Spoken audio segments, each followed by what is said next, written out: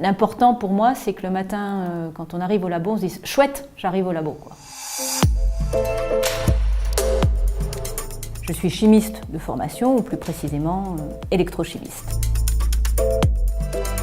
L'aspect mieux comprendre au niveau macroscopique l'environnement, c'est quelque chose qui m'a toujours intéressée. Les recherches qui sont faites au laboratoire sont des recherches à caractère fondamental. Le socle, c'est l'électrochimie, dans des domaines qui sont quand même très compétitifs, qui sont aussi liés à des enjeux sociétaux assez importants, soit le domaine énergétique, dans la transition énergétique, mais aussi dans un domaine plus large de diagnostic médical.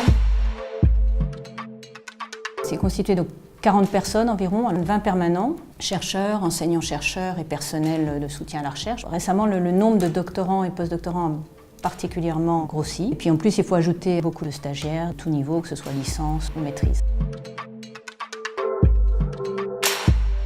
Le laboratoire est reconnu internationalement et je peux citer une formation qui est proposée par le laboratoire, qui est donc une école internationale de voltammétrie cyclique qui attire des étudiants qui viennent de Berkeley, de Yale, du MIT. 50% viennent des États-Unis. Sur la promo de l'année dernière, il y avait aussi des étudiants qui venaient d'Inde, par exemple. Cette école elle a pu être formée grâce d'une part à la qualité des chercheurs, enseignants-chercheurs du laboratoire, grâce au réseau international que chacun pouvait avoir. Donc je pense que c'est un point important et c'est assez unique.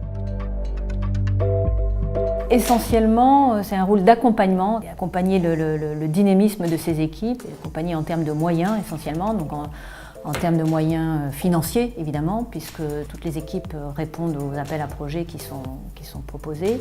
Ce que j'essaye de faire aussi, c'est que le laboratoire d'électrochimie soit un petit peu plus que juste la somme de ces 4 équipes et qu'il y ait une progression collective.